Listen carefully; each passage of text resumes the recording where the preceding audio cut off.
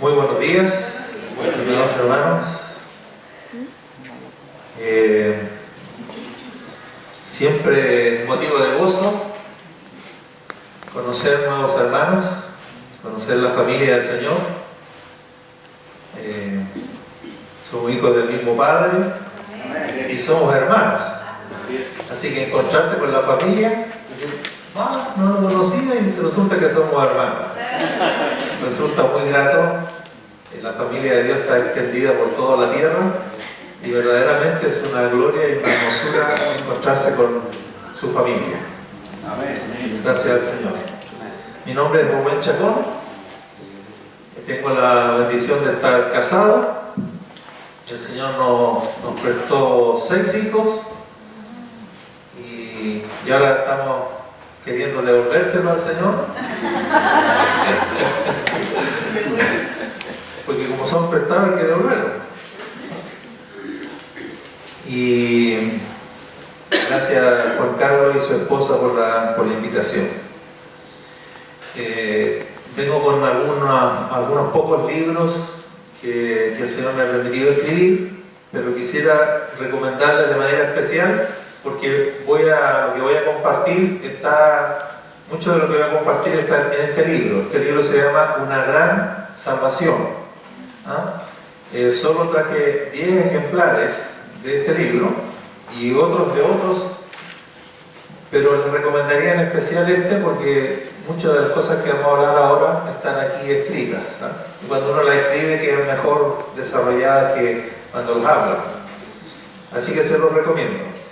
Yo vendo la literatura muy barata, no porque quiero, porque si no, no se vende. Por esa es la razón. ¿Ya? Y lo que nos convoca hoy día es el tema del reino de Dios. Y como título lo vamos a poner así, lo voy a poner un pequeño apellido. El reino de Dios, un reino de gracia. Y no sé si voy a cumplir con las expectativas de Juan Carlos, porque yo voy a hacer un énfasis quizás diferente de lo que se esperaría en este tema, y ya un poco lo dejo entrever en el título. El reino de Dios, un reino de gracia. Pero creo que es lo que el Señor quiere mostrarnos, quiere compartir con nosotros. Así que vamos a poner los ojos en el Señor, vamos a confiarnos al Espíritu Santo y que la palabra que Él nos va a impartir es la palabra que necesitamos. Y yo voy a rogarles que pongamos el máximo de atención, miremos las Escrituras y consideremos estas verdades que vamos a estar mencionando. Vamos a comenzar en la carta de Pablo a los Romanos, Nuevo Testamento, epístola de Pablo a los Romanos, en el capítulo 5.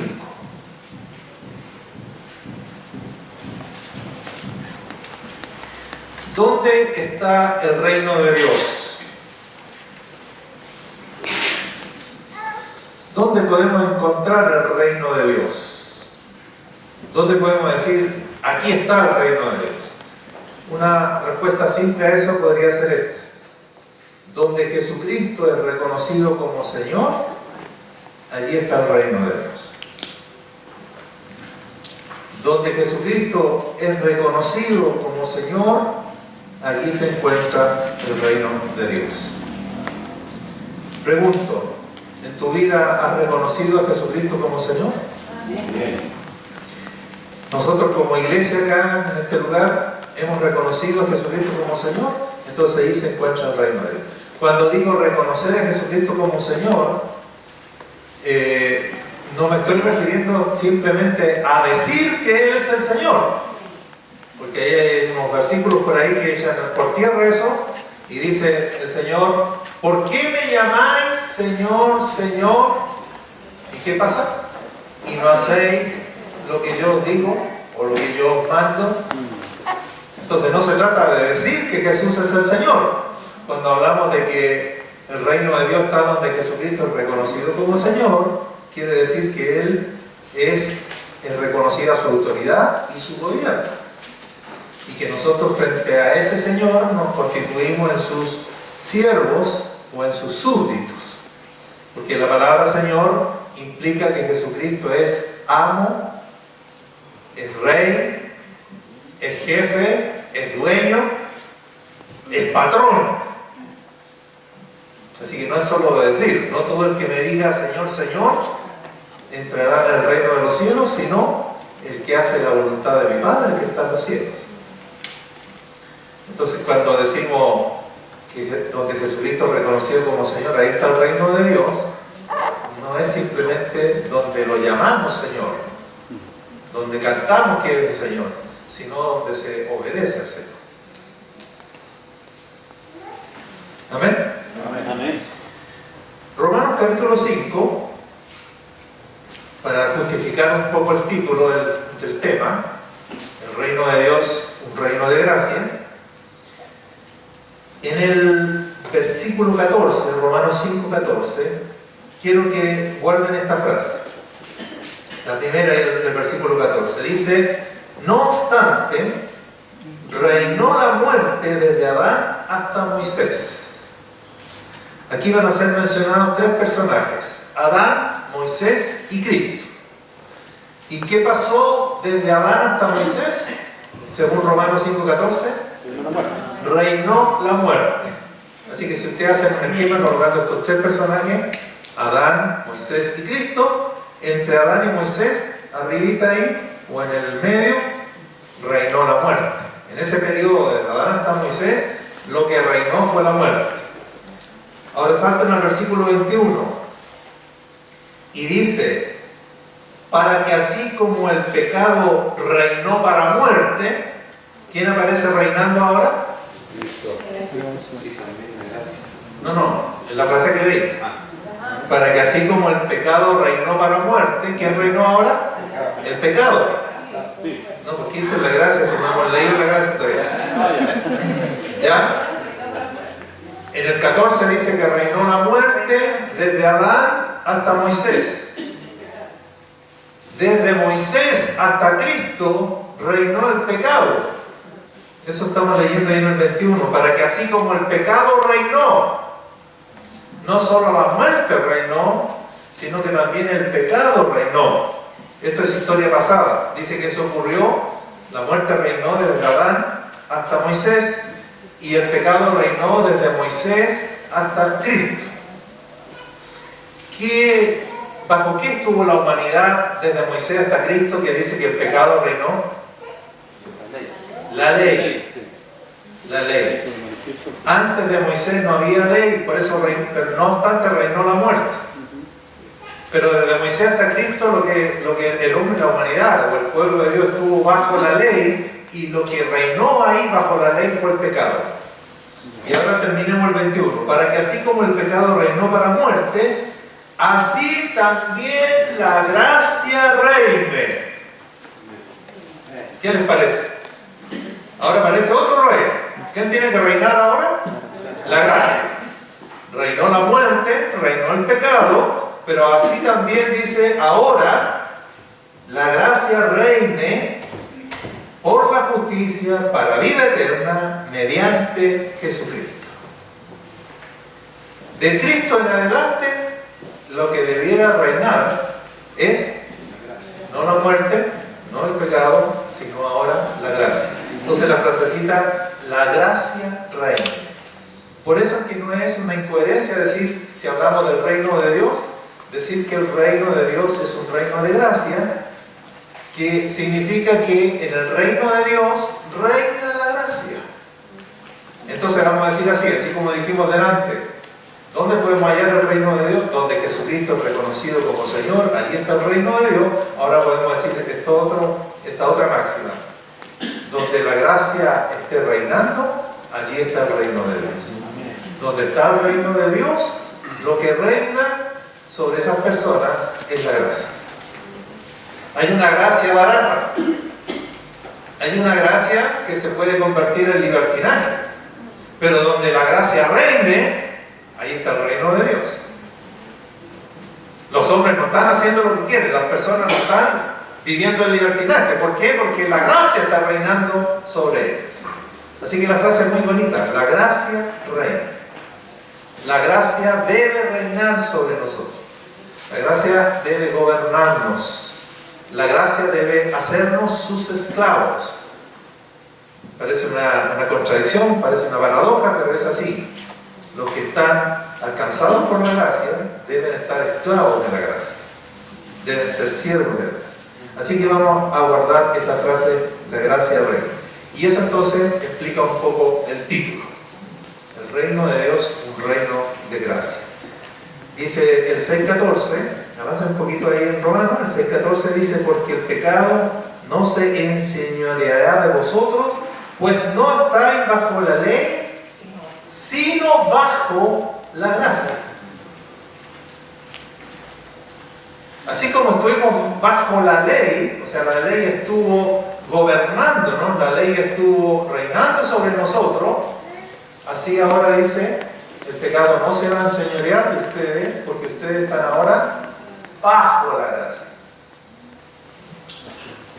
No estamos libres para el libertinaje, sino que estamos bajo la gracia. La gracia está sobre nosotros, la gracia nos gobierna, la gracia nos cautiva, la gracia nos esclaviza, y esta es una esclavitud positiva y bendita esclavitud.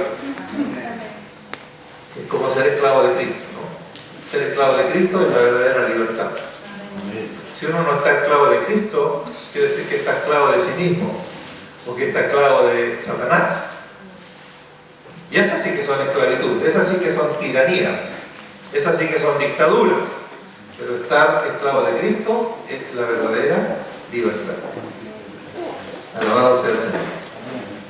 Muy bien.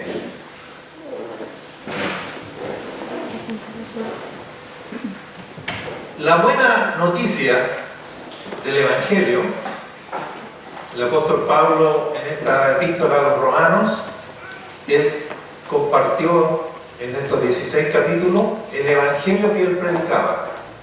Si usted quiere saber qué era o cuál era el Evangelio que Pablo predicaba, porque en el libro de los Hechos se nos dice que él predicaba, pero no se nos dice cuál era el contenido de su Evangelio. Bueno, aquí la epístola de los romanos, él de manera ordenada y sistemática hizo una elaboración completa del Evangelio que él predicaba.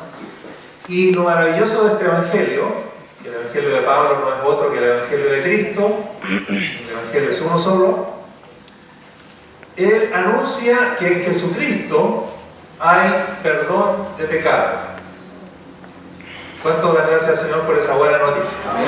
Es una buena noticia, porque todos los hombres vivimos cargados de pecado. La gente que no tiene al Señor vive agobiado por el pecado, porque pesa sobre el pecado. Ustedes ya saben, la paga del pecado es muerte. El pecado tiene una condenación eterna. Así que es una tremenda buena noticia que el Evangelio anuncia que en Jesucristo hay perdón de pecados. Pero la buena noticia no termina ahí. No solo anuncia que hay perdón de pecados, sino que también la buena noticia, y eso está aquí en Romanos, el Evangelio también anuncia que hay liberación del pecado. Tome nota de eso. No solo hay perdón de pecado en Cristo Jesús, sino también en Cristo Jesús hay liberación del pecado.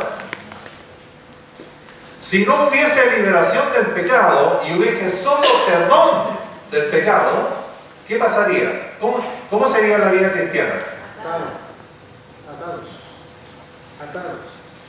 Pero hay perdón de pecados, pero no hay liberación. Si fuese solo una parte no de la verdad, no la verdad completa, ¿qué pasaría? Que los cristianos pasaríamos pecando y recibiendo perdón, y otra vez pecamos, y otra vez perdón, y otra vez, y sería un círculo vicioso de pecar, perdón y pecar. Qué glorioso que no solo hay perdón, también hay liberación del pecado. Necesitamos no solo ser perdonados de lo que hicimos, sino también necesitamos ser libertados de esta esclavitud del pecado. No se olviden que reinó el pecado, o sea, el pecado sobre quienes reinó, a esas personas las tenían como esclavos. Pero el Señor Jesucristo vino a romper, no solo a perdonar, sino a romper el reino del pecado sobre los hombres. Así que usted puede decir el día con gozo y gratitud: gracias Señor, porque no solo en ti hay perdón para el pecado, sino también hay liberación del pecado. Ahora volvamos a leer Romanos 6:14. Bueno, antes de leer Romanos 6:14, el versículo 1 de Romanos 6. Entonces pregunta Pablo en esta carta, hasta el capítulo 5, el apóstol Pablo ha demostrado cómo Dios en Cristo, por la sangre de Cristo, perdonó nuestros pecados. Pero ahora en el 6 pregunta, ¿qué pues diremos? ¿Perseveraremos en el pecado para que la gracia abunde? O sea, si el Señor nos perdonó de nuestros pecados, Él pregunta ahora, bueno, ¿continuaremos pecando porque la gracia de Dios perdona los pecados? ¿Será entonces que nosotros que hemos gustado el perdón vamos a continuar pecando porque total hay perdón para los pecados? ¿Hay gracia para los pecados? La respuesta es en ninguna manera. Lo interesante es el argumento que va a dar Pablo de por qué nosotros no perseveraremos en el pecado. ¿Y cuál es el argumento? Porque los que hemos muerto al pecado, ¿cómo viviremos aún o todavía en él? ¿Cuál es el argumento de por qué nosotros no vamos a perseverar en el pecado? Porque hemos muerto al pecado. Eso en los primeros 5 capítulos, eso no había dicho nada de eso. El único que había muerto en los primeros 5 capítulos era el Señor Jesucristo. Hasta el capítulo 5 lo único que él había dicho es que Cristo murió por nosotros, que Cristo murió para el perdón o para la propiciación de nuestros pecados.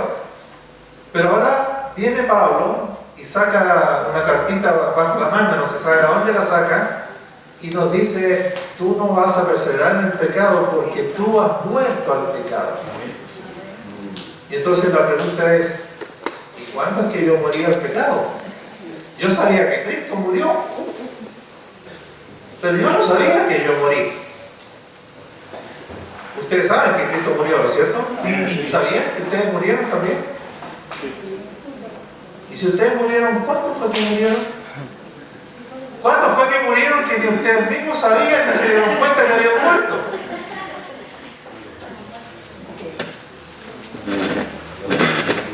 Él está entrando en el capítulo 6 al tema ahora de la liberación del pecado. El perdón de pecado fue tratado en los primeros 5 capítulos y ahora a partir del capítulo 6 de Romanos, él está entrando al tema para decirnos que no solo fuimos perdonados de nuestros pecados, sino que también fuimos libertados del pecado. Aleluya. Amén. Libertados del pecado. Qué buena noticia. ¿Y cómo fuimos libertados? Porque morimos al pecado. No es el pecado el que murió, sino que ¿quién se murió? El esclavo del pecado. O sea, la forma de libertarnos del Señor no fue matando al pecado, sino matando al esclavo.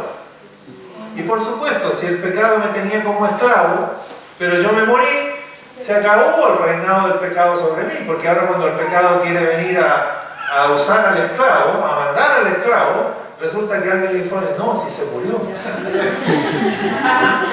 El caballero ese, la señorita esa que era esclava suya, falleció, fíjense.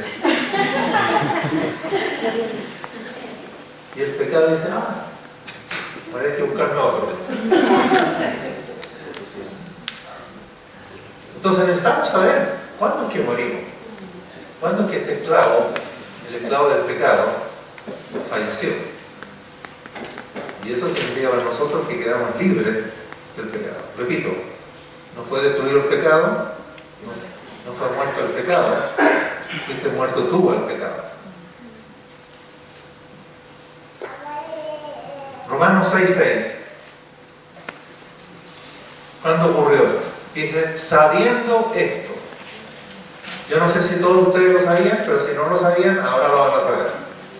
Sabiendo esto es algo que tenemos que saber. ¿Qué cosa? Que nuestro viejo hombre, ¿quién es el viejo hombre? Este que era esclavo del pecado, este que el pecado venía y hacía con él lo que quería y el pecado le decía, anda a adulterar, y partía a adulterar. Este que decía miente y uno mentía, porque éramos súper obedientes, éramos los mejores esclavos, fuimos excelentes esclavos del pecado. Bueno, ese que lo llama aquí viejo hombre, y que incluye a las mujeres, por si acaso, ¿qué pasó? Fue crucificado juntamente con él para que el cuerpo del pecado sea destruido, a fin de que no sirvamos más al pecado, porque el que ha muerto ha sido justificado del pecado. La NBI dice, porque el que muere queda liberado del pecado. O sea, la forma como el Señor nos libertó del pecado fue matándonos. Y por eso hemos muerto el pecado. Ya, ¿cuándo morimos? Cuando Cristo fue crucificado. Es. Si leímos con cuidado, Romanos 6:6 dice, nuestro viejo hombre fue crucificado. ¿Ah? No es futuro ni presente, es pasado. Fue crucificado. Y la palabra clave aquí es juntamente con Él. Juntamente con Cristo. Reitero la pregunta, ¿cuándo fue crucificado nuestro viejo hombre? Cuando Cristo fue crucificado. Hace 2000 años atrás, cuando nuestro Señor fue crucificado, resulta que juntamente con Él fue crucificado nuestro viejo hombre. Fue crucificado nuestro yo, que era esclavo del pecado. Fuiste crucificado tú en tu condición de esclavo del pecado. Es una tremenda noticia porque nosotros sabíamos que Cristo murió, pero no necesariamente sabíamos que juntamente con Él todos morimos. Alabado sea el Señor. No tienes que morir tú, no tienes que producirte la muerte tú. Tienes que, por eso decía, sabiendo esto, tienes que simplemente recibir esta noticia. El Señor no solo te lavó de tus pecados con su preciosa sangre, sino que el Señor te cargó cuando fue a la cruz, te cargó a ti, te llevó a ti y te crucificó juntamente con Él. Y entonces, ¿qué dice? Dice que eso ocurrió a fin de que no sirvamos más al pecado. A fin de que no seas nunca más esclavo del pecado. Porque el que ha muerto queda liberado del pecado. ¡Aleluya! Amén. Declárenlo en esta mañana. Amén. Con fe. Soy libre del pecado. Porque mi viejo hombre fue crucificado juntamente con Cristo. Hace 1000 años. No solo Cristo murió, yo también morí. Y cuando yo morí, morí al pecado. Alabado sea el Señor. Así que cuando el pecado viene a reclamar derechos sobre nosotros, se le tiene que informar, ¿no? Que el esclavo falleció, que ya no está, y que por lo tanto él no tiene ningún derecho sobre un muerto. Que no tiene que un patrón quiera cobrarle algo a un obrero que falleció, aunque vaya al cementerio, y aunque lo agarre a garabato y lo insulte, no va a obtener nada de él porque el obrero murió. Ahora en el 6.14, avancemos un poquito, en el 6.14 dice, concluyendo de por qué el pecado ya no se va a enseñorear. ¿Entienden la palabra enseñorear? O sea, el pecado ya no será más tu Señor. El pecado era tu Señor. Ahora esperamos que Jesucristo sea tu Señor. Jesucristo es mi Señor. Dice, porque el pecado, aquí está concluyendo, no se enseñoreará de vosotros. ¿Por qué no se va a enseñorear de vosotros? Nosotros diríamos, porque yo ya morí al pecado. Pero aquí Pablo introduce un segundo argumento. No solo porque yo morí al pecado, que el pecado no se va a enseñorear de mí, sino agrega ahora, pues no estáis bajo la ley, sino bajo la gracia. Hay dos argumentos entonces para responder a la pregunta de por qué el pecado no se va a enseñorear de nosotros. ¿Cuál es el primero? ¿Cuál es el primer argumento? Porque hemos muerto el pecado. No se va a enseñorear porque el esclavo del pecado murió. Ya no existe. Ese es el primer argumento. Pero ahora en el 6.14 introdujo un segundo argumento. ¿Por qué el pecado no se va a enseñorear de ustedes? Pues porque no estamos bajo la ley, sino bajo la gracia. ¿Ya? Y este puntito es muy importante. Porque escuchen lo que está diciendo Pablo. Pablo está diciendo que si en verdad, en la experiencia práctica, queremos vivir libertados del pecado, era necesario ser libertados también de la ley. Repito, que para poder experimentar la liberación del pecado, ahora hablando en la experiencia, en la parte práctica, para que esto no sea teoría nomás, no solo era necesario que nosotros fuésemos crucificados juntamente con Cristo, sino también que fuésemos libertados de la ley. Ambas cosas. Ser crucificado con Cristo era parte de nuestra liberación del pecado, pero también era absolutamente necesario que nosotros fuésemos libertados de la ley. Para que esto funcione en la práctica. Lo vamos a aterrizar esto y lo vamos a detallar bien detallado para que quede práctico. ¿Ya? Por ahora estamos desarrollando los conceptos y entonces recuerde esto. Para ser libres del pecado era necesario primero ser libres de la ley. Y entonces aquí dice Pablo una buena noticia. El pecado no se va a enseñorear de ti, pues ya no estás bajo la ley. ¿Y cómo es que ya no estoy bajo la ley? ¿Y cómo es que quedé libre de la ley? ¿Y cuál es el método de Dios? La gracia. Pero ¿cómo es que quedaste libre de la ley? ¿Cómo que nos libertó de la ley?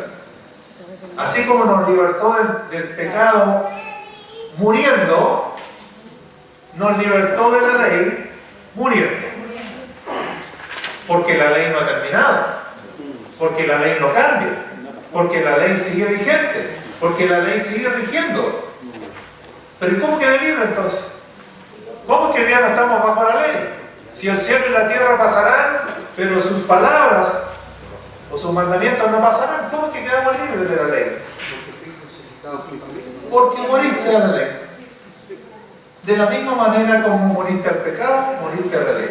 Entonces mire lo que dice el capítulo 7 de Romanos, versículo 6.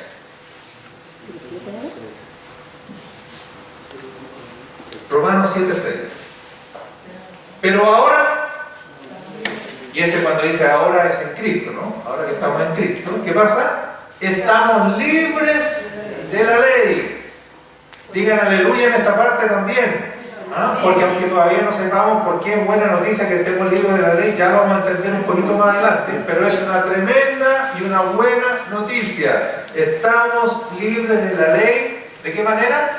Por haber muerto para aquella en que estábamos sujetos. ¿Se entiende? Así como yo estuve esclavo del pecado, también estuvimos esclavos de la ley. Y el Señor consideró necesario libertarme del pecado matándome y consideró necesario libertarme de la ley matándome. Dice aquí que estoy libre de la ley por haber muerto para aquella. ¿Se entiende? Así que no solo hemos muerto al pecado, sino también hemos muerto a la ley. ¿Y cómo es que morimos? ¿Dónde ocurrió eso? Lean el 7.4. El 7.4 de Romanos. Así también ustedes, hermanos míos, habéis muerto a la ley mediante el cuerpo de Cristo. ¿Ah? ¿Cuándo es que morimos a la ley? Cuando Cristo murió. Qué preciosa es la cruz, hermano. Amén. En la cruz yo solo había visto hasta ahora que el Señor había llevado mis pecados. Ahora estoy entendiendo algo más. Que no solo llevó mis pecados a la cruz. ¿A quién más llevó? Me llevó a mí. Llevó el viejo hombre. Te llevó a ti. No solo cargó mis pecados, sino me cargó a mí. al pecador. ¿Y qué más dice ahora?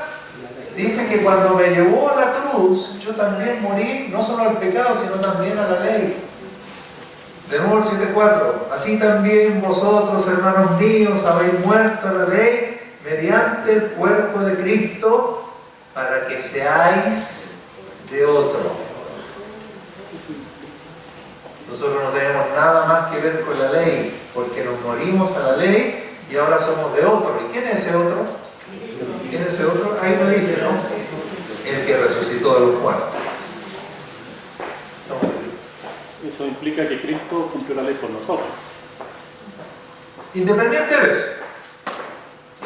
de eso, si Cristo la cumplió por mí o no, lo que me liberta a mí de la ley es que yo morí a la ley. Supongamos que tú no habías guardado la ley o la habías guardado parcialmente y por lo tanto estabas condenado, porque tú sabes que si la infringes en un punto, te cae todo el peso de la ley igual. Entonces, tú necesitabas ser libertado de la ley porque la ley, en lugar de salvarte, te condenaba. Así que la buena noticia de que morimos, fíjese, uno nunca piensa que morirse sea una buena noticia. Y aquí estamos hablando de una muerte doble, que es una muerte maravillosa. Morir al pecado y morimos a la ley. Y estamos libres de la ley. Ahora, ¿por qué para experimentar la liberación del pecado es necesario, o era necesario, ser libertado de la ley? Porque eso leímos en el 6:14, se lo repito. El pecado no se enseñoreará de vosotros, pues no está bajo la ley. O sea que la liberación de la ley tiene mucho que ver con la liberación del pecado. Para poder experimentar la liberación del pecado, no solo tengo que creer que yo morí al pecado en la cruz de Cristo, sino también tengo que creer que estoy libre de la ley. ¿Por qué tenía que ser necesario ser libertado de la ley? Para en la práctica experimentar la liberación del pecado. Que nadie podía cumplirla. ¿Ya? Buen argumento ese. Porque por la ley se establece que el pecado no. Claro. Hay un par de textos por ahí que nos van a revelar un misterio profundo, por lo cual era absolutamente necesario que yo quedara libre de la ley. 1 Corintios 15:56. Estas son pequeñas frases que aparecen en nuestra Biblia que nosotros la hemos leído muchas veces, pero no le tomamos el sentido o el significado, la importancia. 1 Corintios 15:56.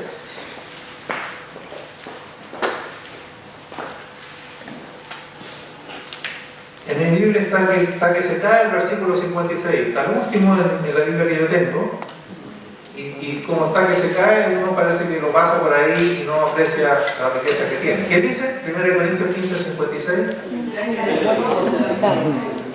Ya que el aguijón de la muerte es el pecado, y el poder del pecado, la ley. Y el poder del pecado es la ley. El pecado tiene poder con la ley. Cuando alguien está bajo la ley, el pecado tiene poder sobre él. El pecado adquiere poder, como el pecado de algo malo, vamos a llamarlo así, se vuelve virulento.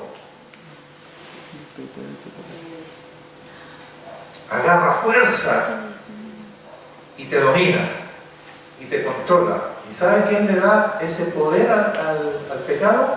Dice el mandamiento, la ley. Así que guarda esa frase. ¿Por qué necesitamos ser libertados de la ley? Porque el poder del pecado está en la ley.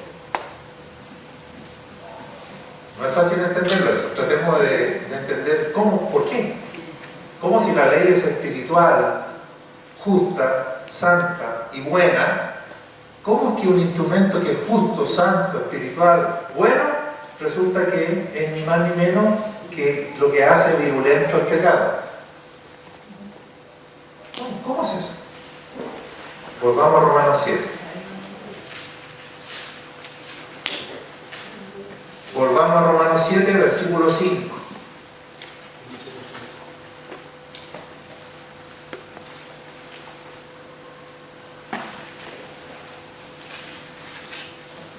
¿Lo tiene? ¿Están leyendo conmigo? Vamos despacito adentrándonos. Usted sígame. Y la escritura es clarísima. Dice, porque mientras estábamos en la carne, las pasiones pecaminosas que eran por la ley obraban en nuestros miembros llevando fruto para muerte. Porque cuando nuestra naturaleza pecaminosa aún nos dominaba, las malas pasiones que la ley nos despertaba actuaban en los miembros de nuestro cuerpo y dábamos fruto para muerte. ¿Qué hacía la ley?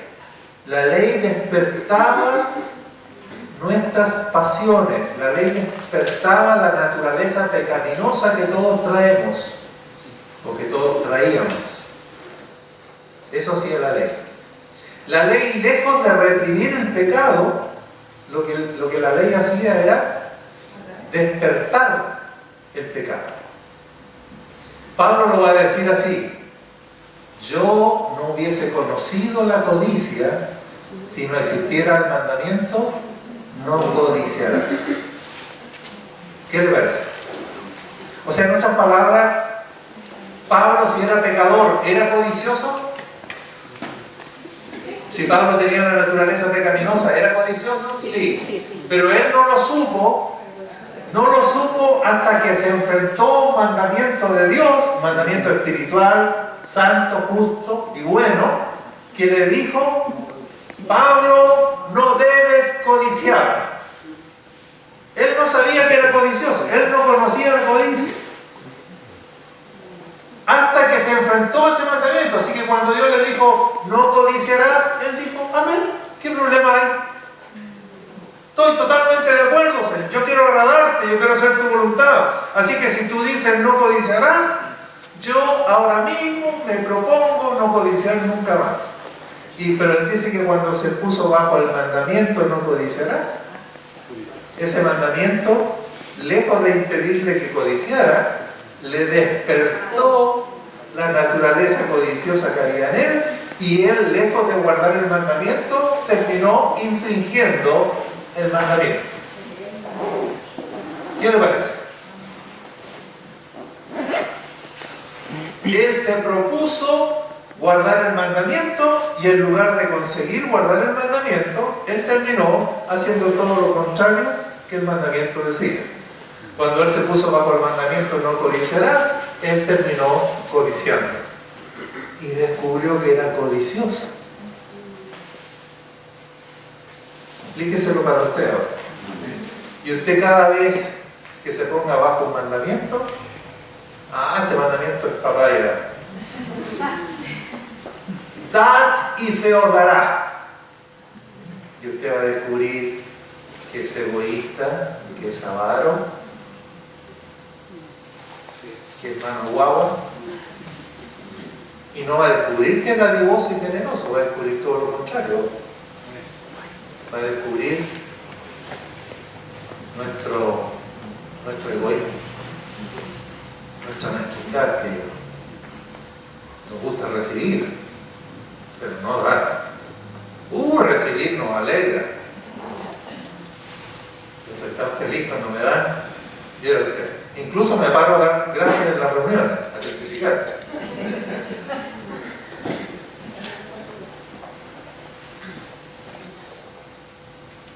Maridos, amad a vuestras mujeres como Cristo amó a la iglesia. Aleluya, si hay que hacer eso, yo quiero agradar a Dios.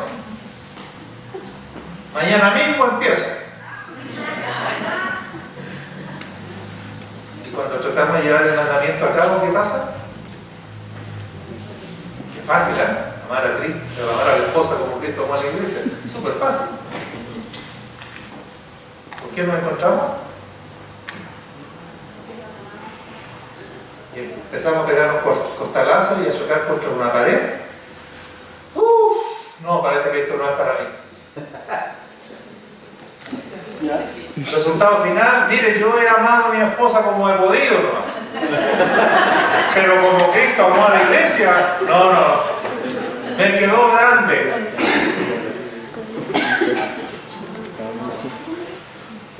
Porque ¿cómo amó Cristo a la iglesia? Entregando su vida por ella. No, pues yo me casé para que me sirviera mi esposa, no para que yo me entregara por ella y menos para que yo entregara la vida por ella.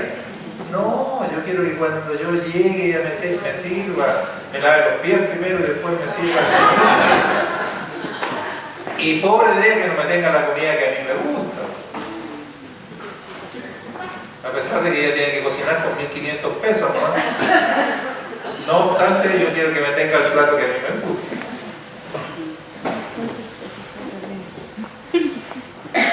Aparece nuestro egocentrismo, aparece nuestra vanidad, nuestros propios intereses, y descubrimos que darse, no, si eso no nos sale natural.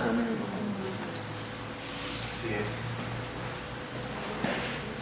Perder, dejar de pensar en mí, agradar al otro, eso no nos sale natural. Eso va contra nuestra naturaleza. Así que eso le pasó a Pablo y eso nos pasa a todos nosotros. El mandamiento que está en la ley, y si yo me pongo bajo la ley, lejos de yo lograr guardar la ley, voy a infringirla. Por eso en el Romanos capítulo 7, aquí en los versículos de abajo, ustedes saben el grito de angustia que tiene Pablo. ¿Cuál es el grito de angustia? No hago el bien que quiero hacer, sino hago el mal que no quiero hacer. ¿Cómo puede ser posible eso? Y si la ley es santa, espiritual, justa y buena, ¿por qué no se puede guardar? Porque en la ley, dice, lo leímos ahí en el 7.5, mientras estábamos en la carne. ¿Qué quiere decir la carne? Porque yo la estoy tratando de guardar en mis fuerzas, en mi fuerza de voluntad. Así que aquí vamos a tener que sincerarnos. Si nosotros tratáramos de guardar lo que la Biblia nos enseña, lo que la Biblia nos manda, y tú lo trataras de guardar en tus fuerzas, debes saber que vas a ser el fracasado más grande del mundo.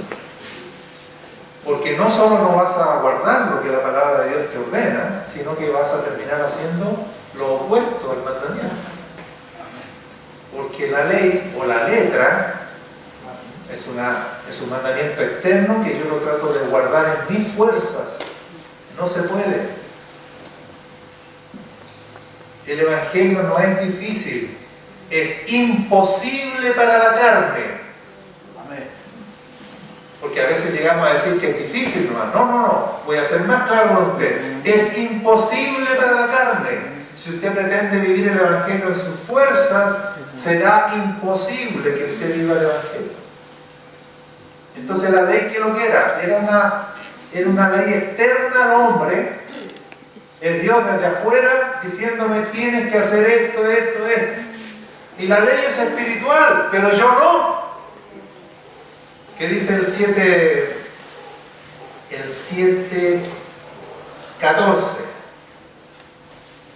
El 7.14. ¿Qué dice?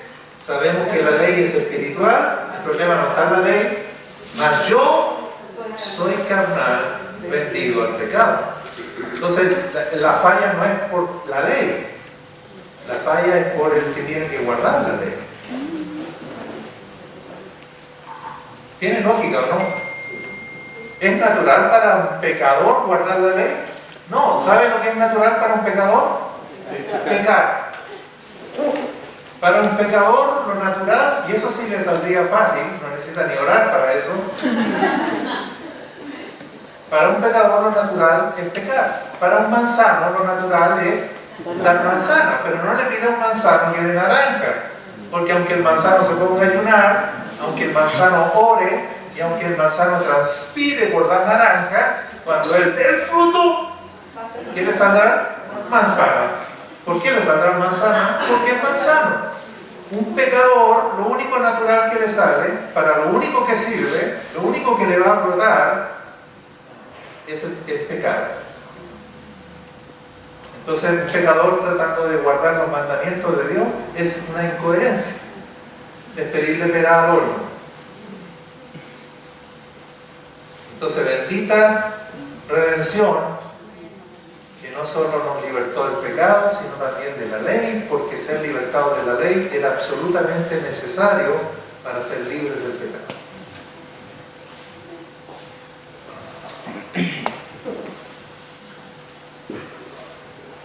Mire el 7:7.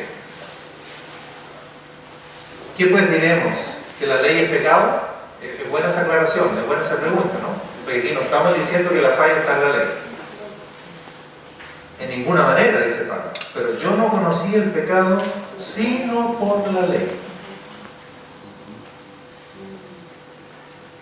Porque tampoco conociera la codicia si la ley no dijera, no codiciarás.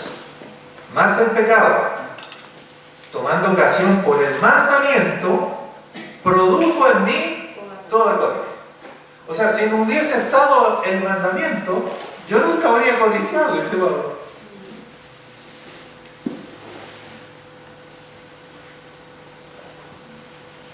Más el pecado, tomando ocasión por el mandamiento, produjo en mí toda codicia. Miren lo que reitera aquí: porque sin la ley el pecado está muerto.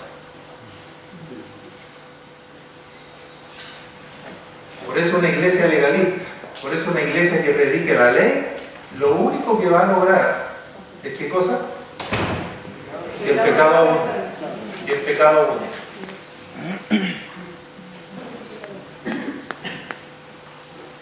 ¿Por qué? Porque todos los hermanos, en su fuerza, van a decir amén. Ustedes supieran, hermano, porque yo, bueno, además que soy viejo, estoy desde niño en la iglesia. Si ustedes supieran cuántas veces yo pasé a consagrarme aquí, a orar y a llorar, diciéndole al Señor, Señor, nunca más, ahora sí.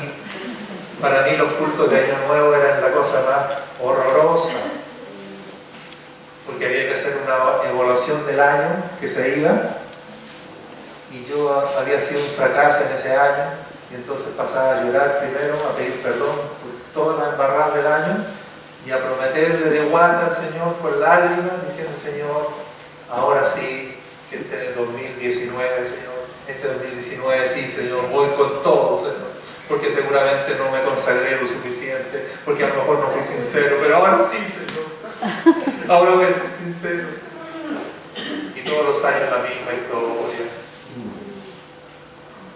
Hasta que me quedo bien, no celebro más, Año Nuevo en la iglesia, ni una cuestión, porque me quedo bien. Porque uno mismo se tiene que sincerar. O sea, estoy de 1956 celebrando el Año Nuevo, ¿verdad? Y la misma historia todas las veces. ¿Ah? ¿No creen que está bueno? No iba por ahí, no iba por prometer.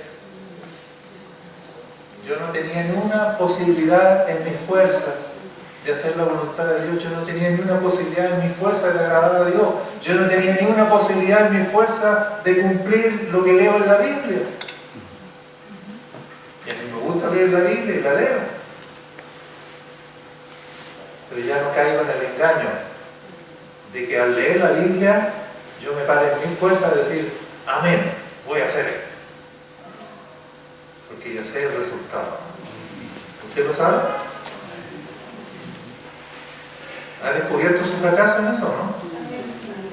Soy el único pecador aquí. Pero sin la ley, hermano, el pecado está muerto. Mire, ¿qué le parece? Mire la tremenda clave que nos está dando el Señor hoy día. Si no hay ley, el pecado no tiene fuerza en ti. ¿Cuándo quiere fuerza el pecado en ti? Cuando te pones bajo el mandamiento.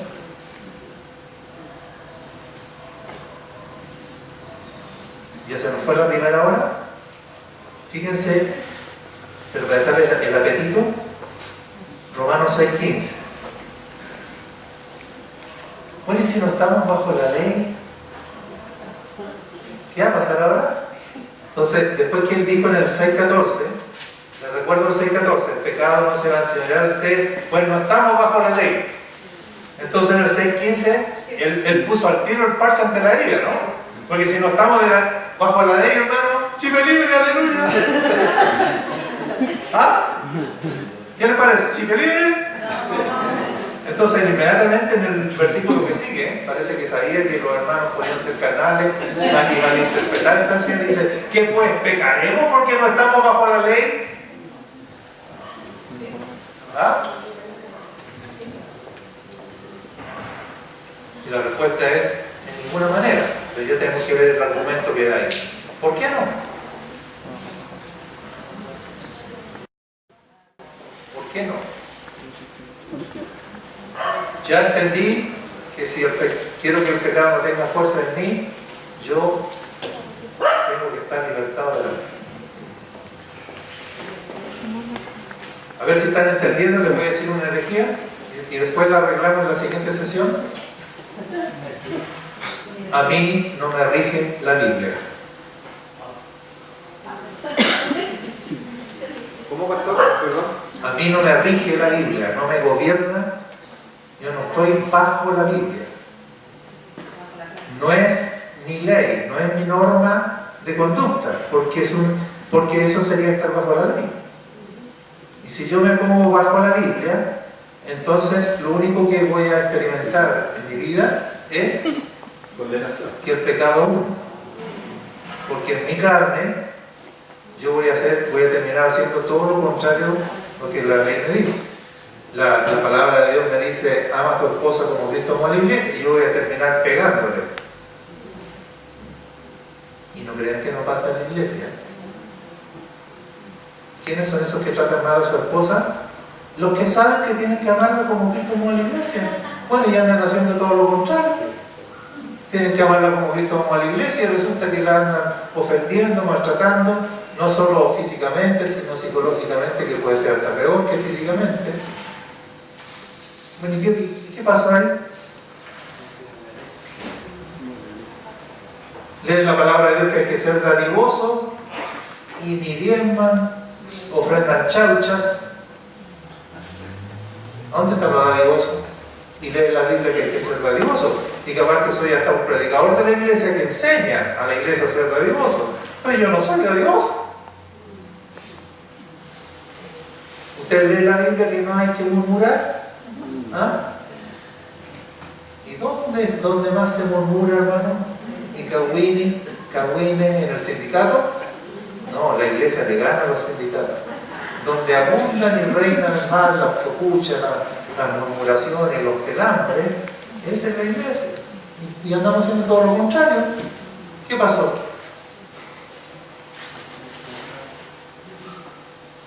En lugar de que se manifieste lo que estamos leyendo. Entonces les dejo esa herejía, después lo arreglamos. Pero si estamos libres de la ley, repito, si estamos libres de la ley, entonces yo estoy libre de la Biblia. Entonces la pregunta es, ¿pecaré entonces? ¿Porque no estoy bajo la Biblia? De ninguna manera. Si Dios ya no me obliga a guardar lo que dice la Biblia, si es que Él ya no me obliga, si es que estoy libre de la ley, entonces, ¿qué cosa nos va a gobernar ahora? ¿Qué cosa nos va a conducir?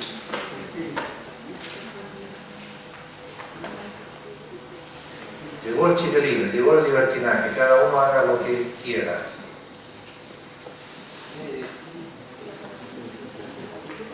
Amén. Continuamos en unos minutos.